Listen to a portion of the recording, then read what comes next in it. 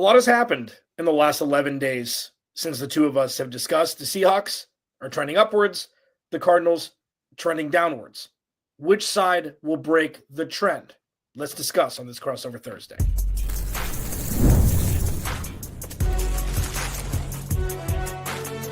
You are Locked On NFL Crossover, part of the Locked On Podcast Network.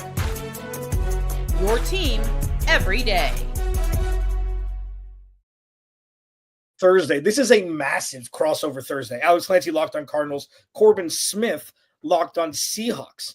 Twice in 3 weeks, 3 Sundays, I guess. You call it 2 weeks. These two NFC West foes match up. One team is trending upwards. The Cardinals trending downwards.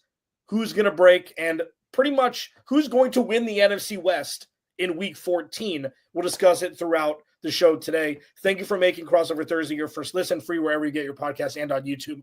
Part of the Locked On Podcast Network, your team every day. Crossover Thursday is presented by Prize Picks. Download the app and use code LOCKEDONNFL to win $50 instantly when you play $5. Corbin bleepin' Smith. So much has happened. Okay, the Seahawks have won a couple games in weird fashion. I guess both are weird, very Seahawky fashion. You could thank Leonard Williams for being the MVP of the last 2 weeks in various fashions for the Seahawks. The Cardinals will get to in the second segment and pass to victory in the third. Corbin, what have the last 2 weeks been for you? Been like for you? It's strange saying this. It's felt like Pete Carroll era Seattle Seahawks. It's been a lot of zany plays. It's been a lot of mistakes. And yet finding ways to overcome those mistakes and play with the DNA of a championship football team. And we saw it in the first game against Arizona. I mean, they scored only 9 points on offense, but Kobe Bryant with a pick 6 on a brilliantly executed play. Devin Witherspoon's really the one that made that play happen. Yeah. But this secondary is playing really well.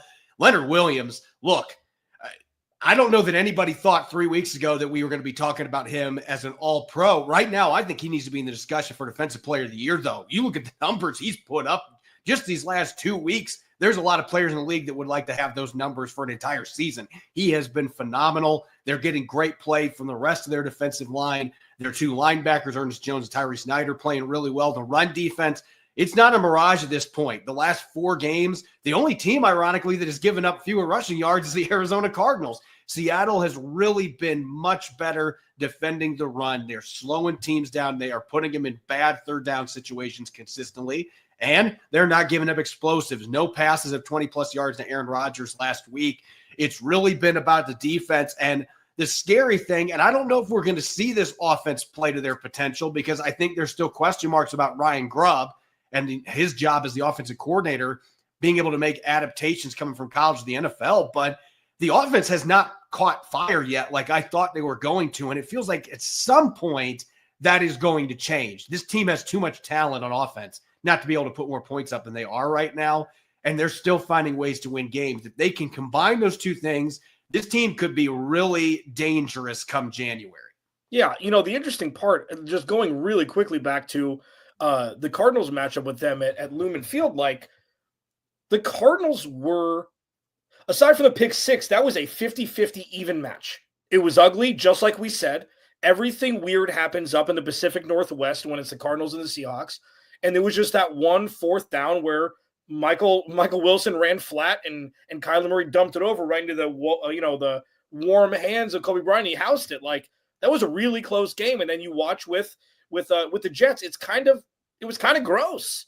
Like, Kenneth Walker's been an afterthought, which is the wildest thing. Jackson Smith-Njigba has been the best receiver in the changing of the guard. Let me ask you this, especially about the wide receiver group.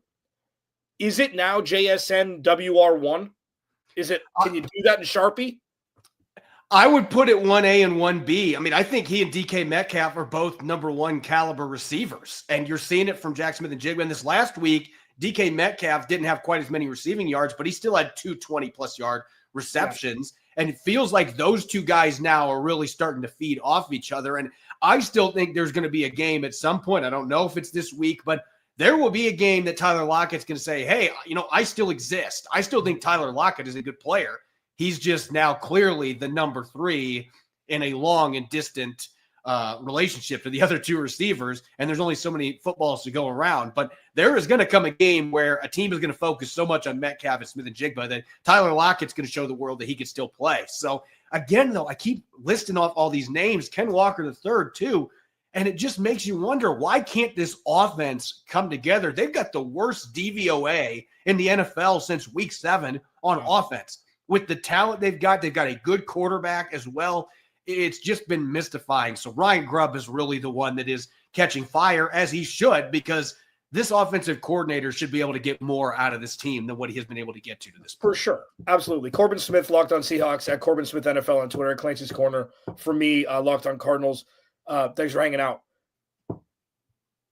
Is it safe to say that if those pick sixes didn't happen in both of the last weeks, that they would have lost both of those games?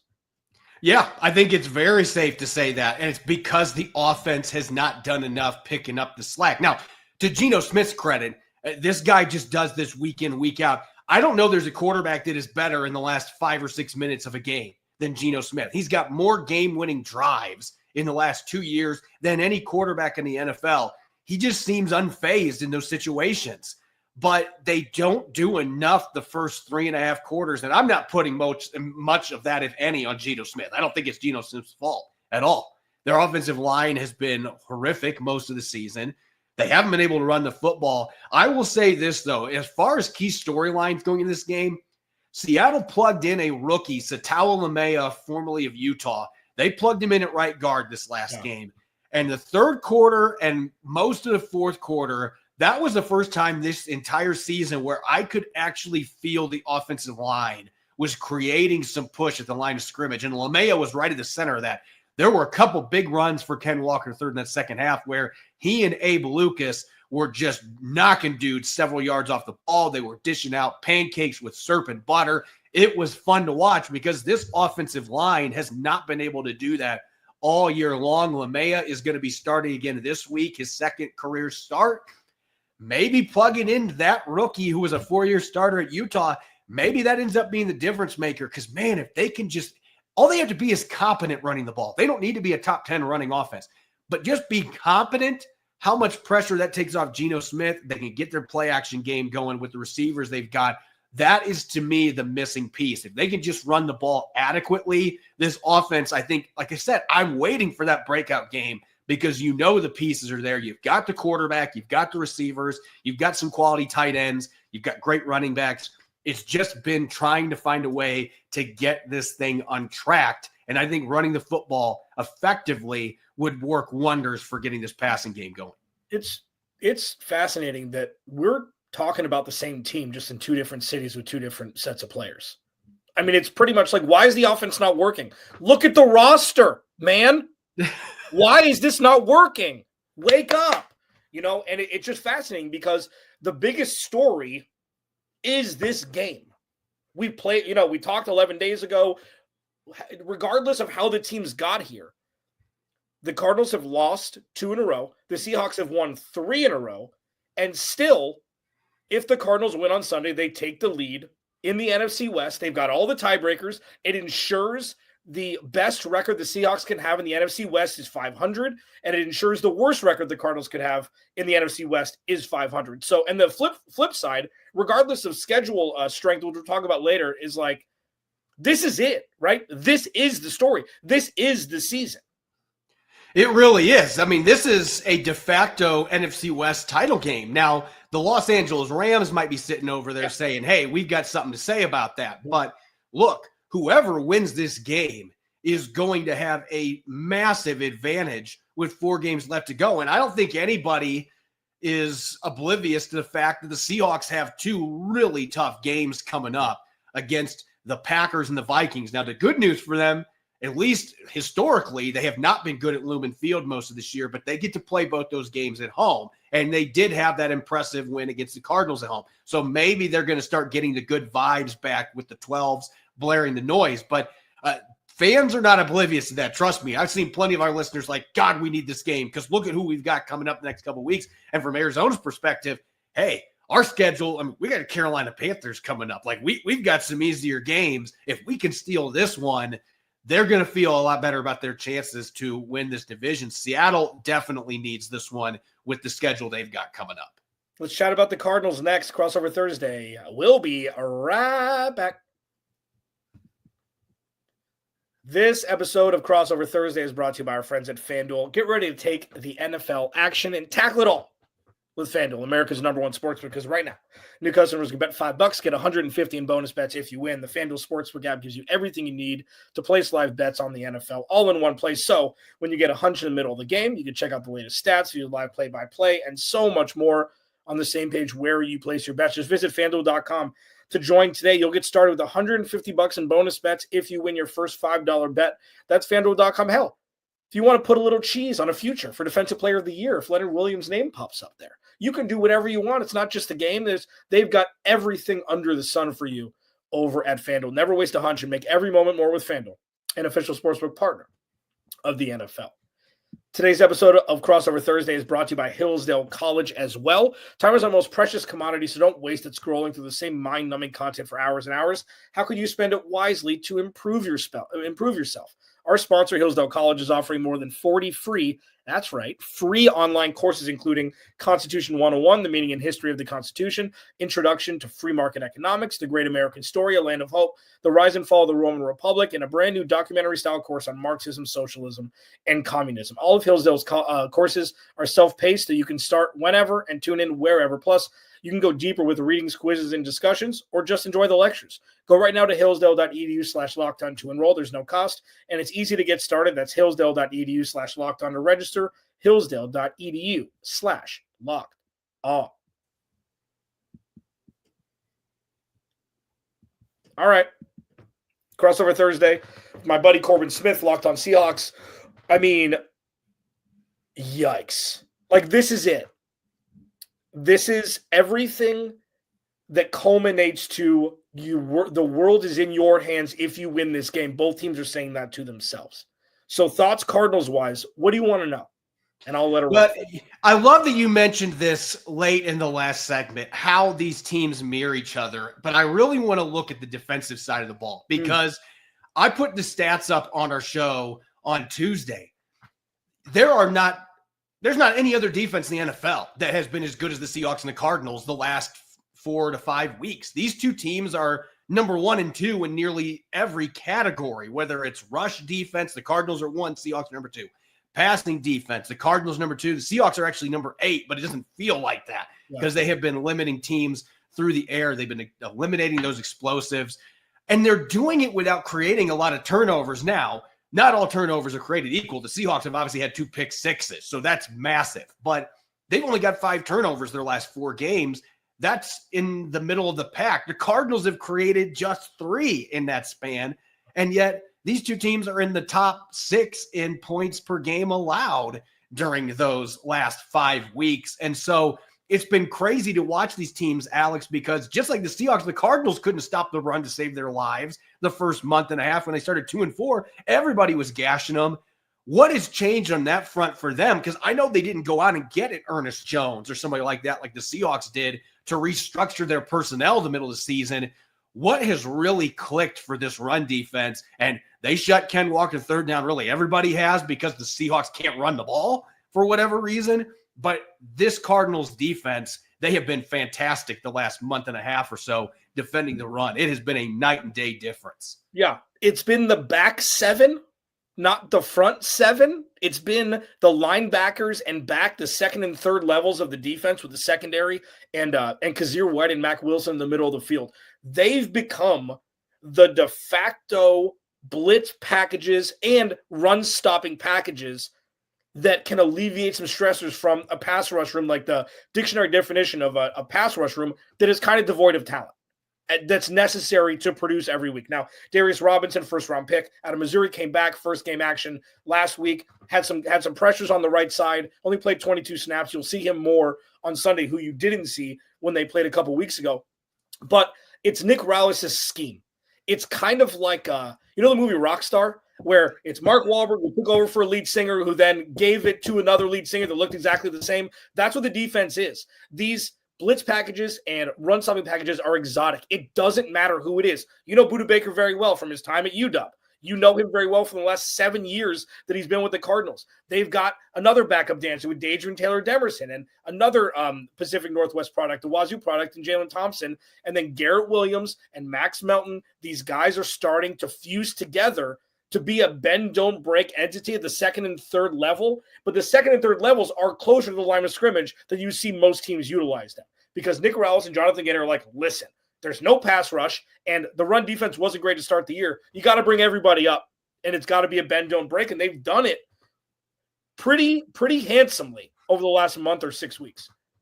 And it's crazy that they've been able to do this without giving up a ton of explosive plays downfield, because that's the trade-off when you're that aggressive blitzing. But like when we were looking back at the film, and I remember Geno Smith mentioning this because I asked him about it after the game 2 weeks ago, that, you know, dealing with those blitzes, the fact the Cardinals got to him for 4 sacks in the first half, and they were doing such a good job of mixing where they were bringing guys. They actually ran quite a few sim pressures in that game rather than blitzes, where they were still sending 4, but they were finding very unique ways to do it, dropping defensive linemen back into coverage. So that's what Geno Smith was referencing more than anything. You know, they were doing a great job mixing those in, and it really keeps teams off balance. But a lot of times, we saw this with Wink Martindale when he was in the NFL.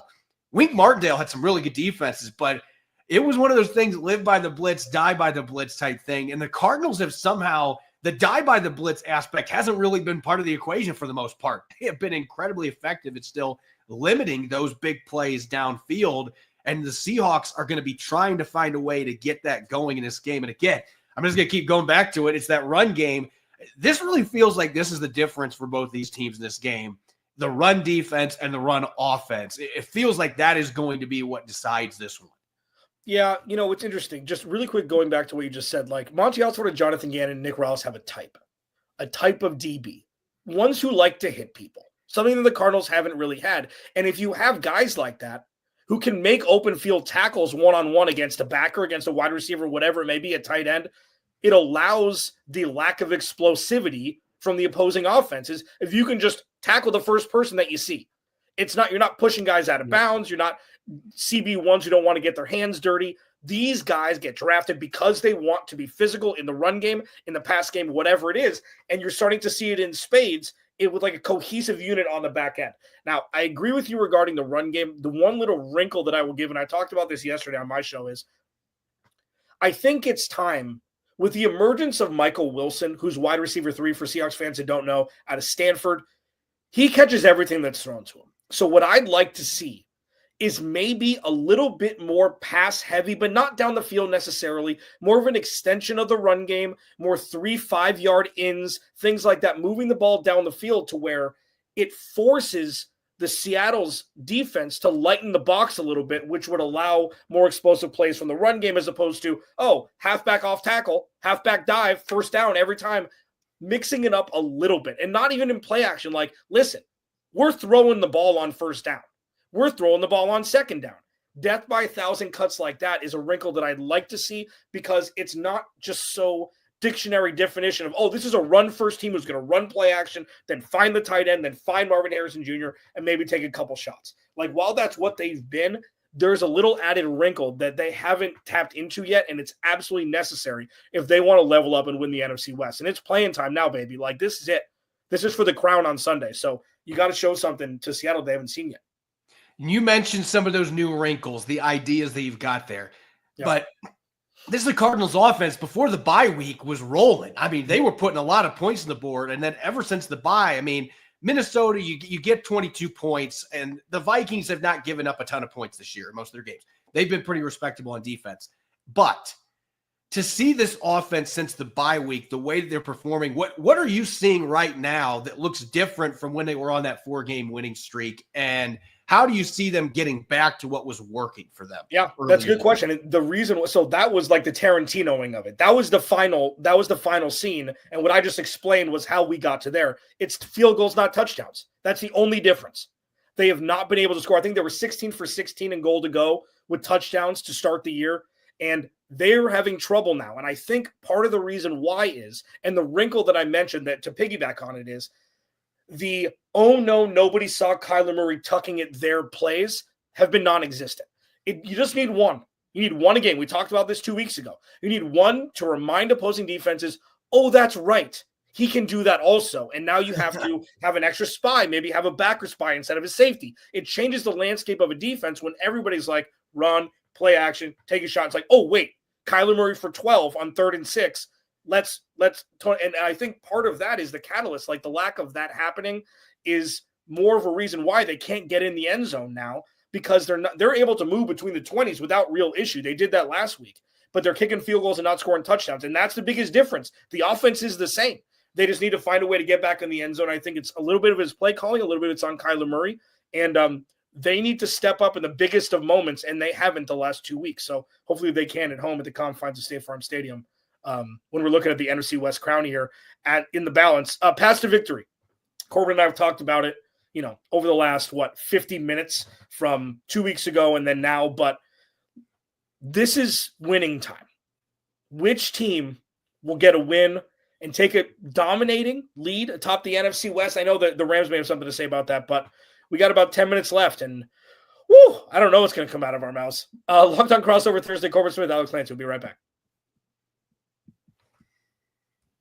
This episode of Crossover Thursday is brought to you by our friends at Mint Mobile. When big wireless providers, they're everywhere, and what you see is never what you get. And somewhere between the store and your first month's bill, the price you thought you were paying magically skyrockets. With Mint Mobile, you'll never have to worry about gotchas ever again. When Mint Mobile says $15 a month when you purchase the 3-month plan, they mean it. You say bye to your overpriced wireless plans, jaw-dropping monthly bills, and unexpected overages. Mint Mobile's here to rescue you with premium wireless plans starting at $15 a month. Use your phone with any Mint Mobile plan and bring your phone number along with all your existing contacts, which is pretty awesome. Ditch overpriced wireless with Mint Mobile's deal and get 3 months of premium wireless service for $15 a month. To get this new customer offer and your new 3-month premium wireless plan for just $15 a month, go to mintmobile.com/LockedOnNFL. That's mintmobile.com/LockedOnNFL. Cut your wireless bill to $15 a month at mintmobile.com/LockedOnNFL. $45 upfront payment required. New customers on first 3-month plan only. Speed slower above 40 gigs on unlimited plan. Additional taxes, fees, and restrictions apply. See Mint Mobile for details.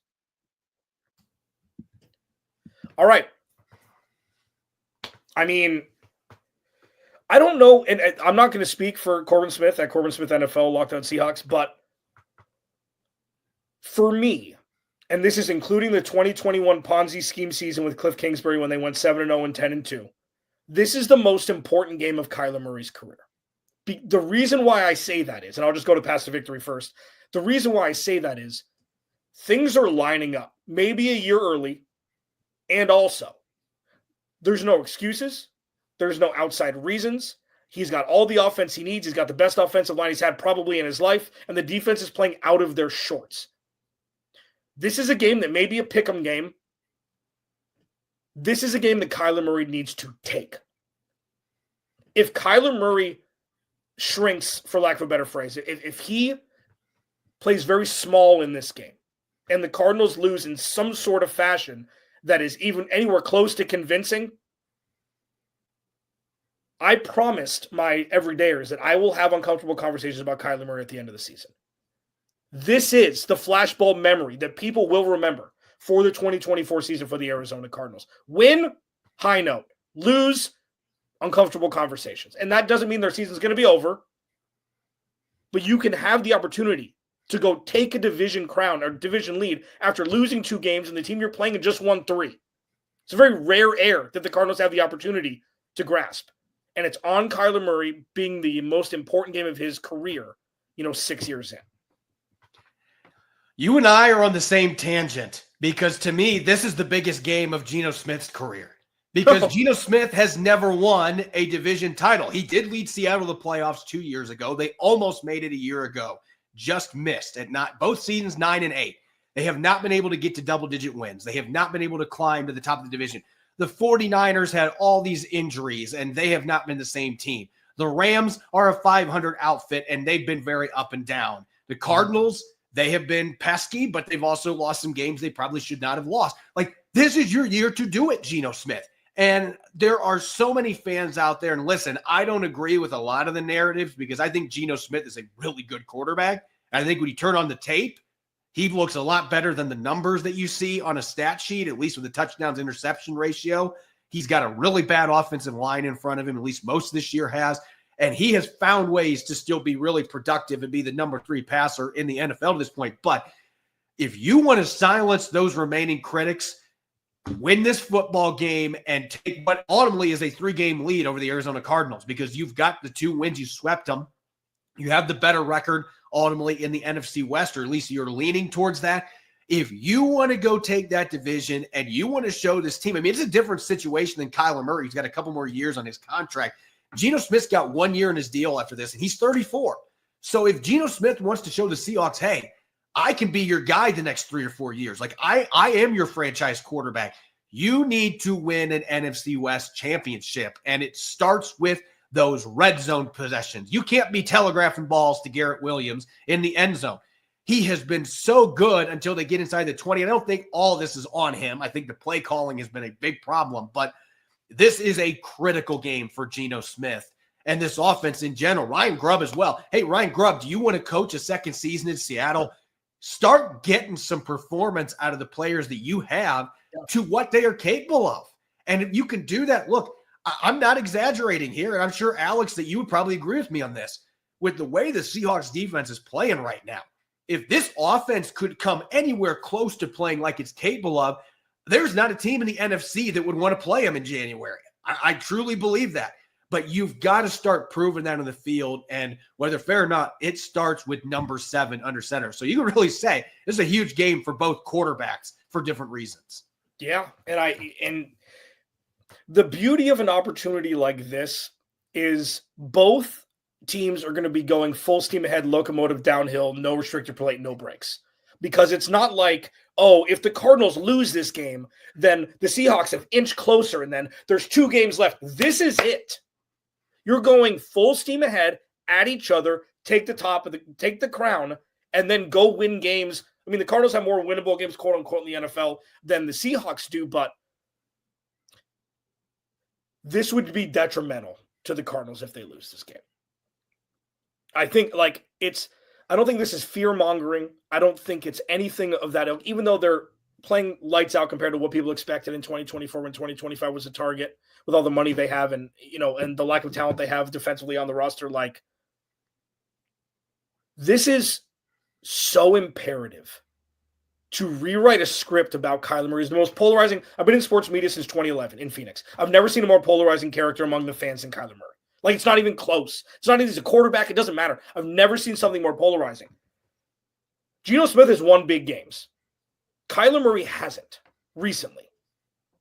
And that is something where there's a lot more weight on the Cardinals, not just in the win-loss column, but also in narrative and trust and everything like that in K1 than Geno Smith. I mean, listen, Geno Smith is an incredible story. Nobody, let's be honest, nobody expected this to be happening when they signed him. Let's be real. He made $10 million his whole career before he signed there, right? 10 or 13 mil, it was like nothing. And he's still like the 15th or 16th highest paid quarterback in the NFL. He is the lowest cost of the guys that are above $20 million a year. So the Seahawks still have great value there. Yeah, but I mean, and he was a high draft pick when he was drafted, higher draft pick, but like this is, and I'm not trying to make this selfish about Kyler Murray. It's like, you see it, like this is a career-defining game for Kyler Murray, and I don't think I'm overstating. I don't think it'd be overstated. Everything is at stake for 2 teams that are in transition. You have a new head coach and a new offensive coordinator, new GM. It's it's completely new. And the Cardinals are on the precipice of something great, but they can't get over the hump yet. So something's got to break, and I am jacked up. Like, I'm going to be standing this entire game, Corbin. I don't care. Not a fan. Like, I don't know if I've ever been more excited for a game than I am this Sunday. Yeah, this is really going to be one that I've been chomping at the bit already this week just because the defense that these 2 teams have played. Yeah. I like good old school defensive football. Now, I like it when the defenses are truly making great plays and not the offense is just giving them opportunities to make those great plays. But I'm hoping we see a little bit more offense in this game for both teams. I'm not looking for that 40-plus point game for each team, but like just a little bit more competency on offense from both sides while still having the defensive edge that we've seen. And I feel like we can have that. And it has been a house of horrors injury-wise for the Seahawks, but they've had a lot of success winning games in Glendale. Does that carry over with Mike McDonald, who's now got a new baby boy that was welcomed to the world last night? Like, there's distractions in Seattle. There's no question about it, but these are happy distractions. What does this football team look like, and do they rise to the occasion? Just like with Arizona, you've got this massive opportunity. Yeah. Are you going to fully take advantage of that? Or is this a game that you look back on and say, dang it, if we could have won that game, we're in the playoffs? Because that's truly what is at stake here. And listen, it's still possible both these teams could make the playoffs, but it's very slim chance. Very slim. Because of what's happening in the NFC North. Yeah. You've got 3 teams there that are very close to clinching playoff spots, because Green Bay and Minnesota have 2 of the best records in the NFC, and they're not even in first place in their division. That leaves you 1 wild card spot. So you're hoping either Washington folds enough that you can catch up. And I mean, it is going to be tough for 2 NFC West teams to get in. So if you want to be in the dance, this game is pivotal. There's no question about it. I cannot wait to watch and see what unfolds. Yeah, it's crazy. Like, the path to victory are exactly the same. Quarterback must play the game of their life. This is the most important game of their career. You got to stop explosives, and you got to run the ball. Like, the biggest explosive play the Cardinals have given up was Jackson Smith and Jigbas. And I called this on the crossover. I'm like, it can't be the little slip wide receiver screen that guides him right up the seam for what? It was 40-plus yards, and that resulted in a touchdown. Like, that was it. Yep. That was it. That was the backbreaker of the game, and it was one play, and it was JSN, and we're like, that's the only thing that can happen. And you can't let explosives happen with Trey McBride and Marvin Harrison Jr. Cardinals have to play, the quarterbacks have to play a time of their life, and you got to be able to run the ball. I mean, this is 2 people playing with the same all-star team on Madden on easy, and one team's going to win and one team's going to lose. It's pretty much, a carbon copy storyline set. These teams really are mirror images of each other in a lot of different ways. I mean, even on, Arizona, McBride's leading the team in receptions and receiving yards, but like, he's basically a big-bodied wide receiver. Yeah. You can make some comps to, the way the Seahawks use DK Metcalf at times in their offense. Yeah. I mean, these 2 teams, they truly are, they're constructed similarly in a lot of ways too. So it really is. It's like twin brothers that are the same age, but somebody's got to win, and that's what's going to make it exciting. Oh, it's going to be so fun, man. Corbin Smith, Locked On Seahawks, at Corbin Smith NFL on Twitter. Alex Clancy, Locked On Cardinals, at Clancy's Corner on Twitter. Gear up, baby. Saddle up, partner. It's going to be a hell of a game on Sunday at State Farm Stadium. For Corbin, I am Alex. We will see you on our respective podcasts tomorrow.